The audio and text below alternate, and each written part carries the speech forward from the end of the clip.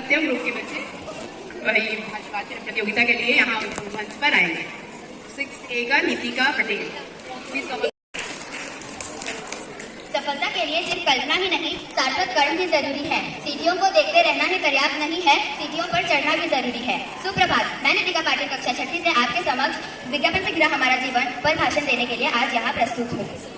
आज का युग विज्ञापन का युग है। जिस और दृष्टि डालो विज्ञापन ही विज्ञापन है, चाहे वो दूरदर्शन के कार्यक्रम हो तथा सड़कों के चौराहे हो, चारों ओर विज्ञापन का भरमार है। प्रत्येक कार्यक्रम के पहले, बीच में तथा अंत में विज्ञापन दिखाए जाते हैं।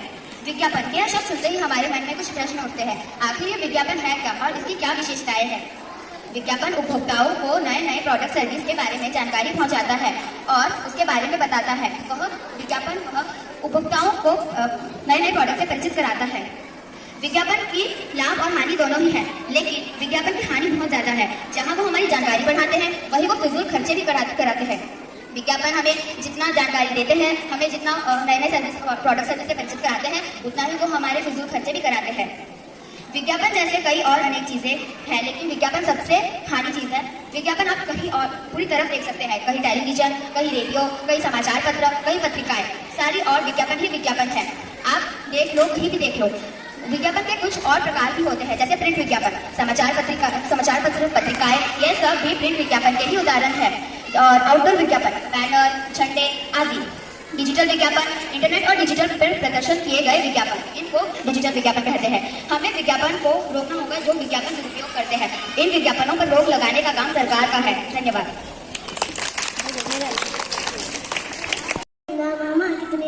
चंदा मामा हो चंदा मामा, सबके मन को बहलाते हैं, नई चांदनी चमकाते हैं। चंदा मामा हो चंदा मामा, देखो इनकी शान निराली, सूरत कितनी भोली भाई, रोज सवेरे छिप जाते हैं जैसे हमसे शर्माते हैं। ओ चंदा मामा आओ, चंदा मामा आओ, अपने घर की बात सुना। आओ चंदा मामा आओ, अपने घर की बात सुना। चंदा मामा हो चंदा मामा। धन्यवाद। मैं कक्षा 6ठी का छात्र हूँ। आज मैं आपको ग्लोबल वार्मिंग का विषय सुनाने जा रहा हूँ। ग्लोबल वार्मिंग पृथ्वी के वातावरण में पीड़ित है, यदि हमें पूरी दुनिया ग्लोबल वार्मिंग की सामना कर रही है। पृथ्वी को गर्म लगती है। यदि हमें ग्लोबल वार्मिंग को रोकना है तो हमें पौधे लगाने होंगे। आदरणीय प्रधानाचार्य जी, माननीय शिक्षकगण एवं मेरे मित्रों, मेरा नाम सोनाली है। मैं 7वीं कक्षा की छात्र हूँ। आज मैं आप सभी के सामने एक छोटा सा भाषण प्रस्तुत करने जा रही हूँ, जिसका विषय है विज्ञापनों से घिरा हमारा जीवन। आज का युग विज्ञापन का युग है। जिस और दृष्टि डालो विज्ञापन ही विज्ञापन नजर आते हैं, चाहे दूरदर्शन के कार्यक्रम हो अथवा सड़कों के चौराहे हो, चारों ओर विज्ञापनों की भरमार है। प्रत्येक कार्यक्रमों से पहले, बीच में तथा अंत में विज्ञापन दिखाए जाते हैं। कभी कभी यह विज्ञापन बोरियत पैदा करने लगते हैं। विज्ञापनों का उद्देश्य होता है उपभोक्ताओं को नए नए उत्पादों से परिचित कराना। उत्पादक अपने उत्पादों में कुछ न कुछ परिवर्तन करते रहते हैं और उसके नए नए रूप बाजार में उतारते रहते हैं। विज्ञापन लोगों को भ्रमित करने का काम करता है। ऐसे विज्ञापनों को रोकने की जिम्मेदारी सरकार की होती है। विज्ञापनों के लाभ और हानि दोनों ही है। विज्ञापन जहाँ लोगों की जानकारी बढ़ाता है, वहीं ये फिजूल खर्ची के भी कारण बनते हैं। विज्ञापनों के गुणों को बहुत बढ़ा चढ़ाकर दर्शाया जाता है, तब ये लोगों को भ्रमित करने का काम करते हैं। विज्ञापनों को रोकने के लिए विज्ञापन संबंधी स्पष्ट नीति बनाई जानी चाहिए। झूठे विज्ञापनों पर सरकारी नियंत्रण होने चाहिए और उससे संबंधित कंपनियों को दंडित करना चाहिए। विज्ञापन का दुरुपयोग रोका ही जाना चाहिए। धन्यवाद। मेरा नाम रंजना है, मैं कक्षा 7वीं की छात्रा हूँ। आज मैं आपको विज्ञापन से घिरा हमारा जीवन सुनाने जा रही हूँ। आज के युग विज्ञापन का युग है। जिधर दृष्टि डालो वहाँ विज्ञापन ही विज्ञापन नजर आता है। विज्ञापन ही विज्ञापन नजर आता है। विज्ञापन चाहे दूर दृष्टि, चाहे दूर चारों ओर विज्ञापन की प्रमाण है। प्रत्येक काम से पहले, बीच तथा अंत में विज्ञापन दिखाया जाता है। विज्ञापन के लिए कार्यक्रम में ब्रेक लिया जाता है। कभी कभी तो यह ब्रेक बोरियत पैदा कर देती है। विज्ञापन का उद्देश्य है उपभोक्ता के नए नए उत्पादों को परिचित करना। उत्पादों में परिवर्तन लाते रहते हैं तथा इनके नए नए विज्ञान बाजार में आते रहते हैं।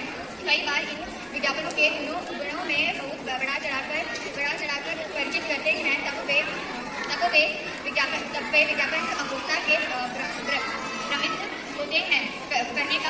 हैं, ऐसे विज्ञापन को रोकने की जिम्मेदारी सरकार की होती है। धन्यवाद।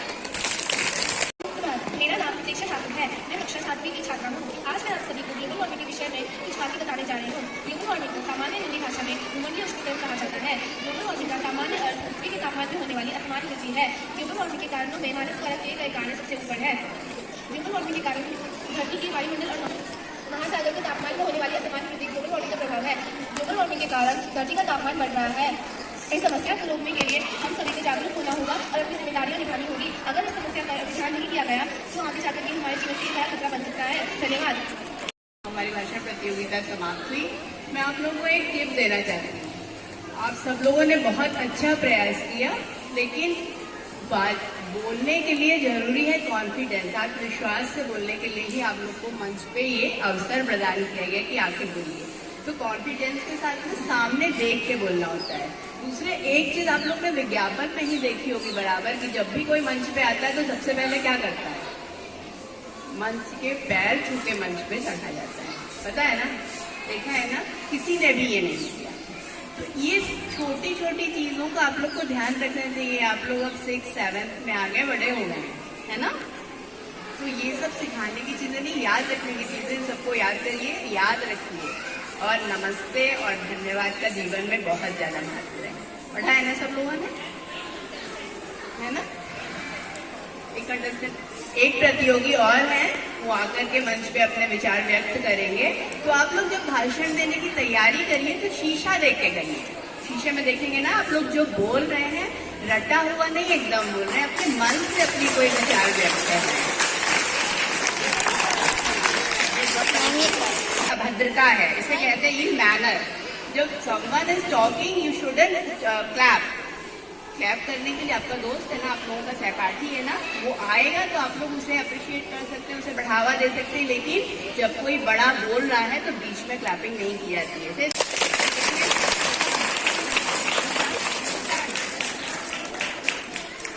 नमस्कार, मैं सुप्रभात में सभी प्रिय दोस्त और अध्यापिका। मैं आज आपको ग्लोबल वार्मिंग के बारे में बताने जा रहा हूँ। आज धरती व वायुमंडल में सबसे विशेष जानकारी ग्लोबल वार्मिंग है, जिसकी वजह से आज धरती का तापमान दिन पे दिन बढ़ता जा रहा है। अगर ऐसे ही चलता रहा तो हमारा जीवन इस पे कम हो जाएगा। इस परिस्थिति में सबसे मुख्य बीमारी है कार्बन डाइऑक्साइड। इस चीज के लिए हमें ज्यादा से ज्यादा पौधे लगाने होंगे, जिस वजह से कार्बन डाइऑक्साइड का तापमान कम हो। इस वजह से धरती का तापमान बढ़ता जा रहा है। धन्यवाद।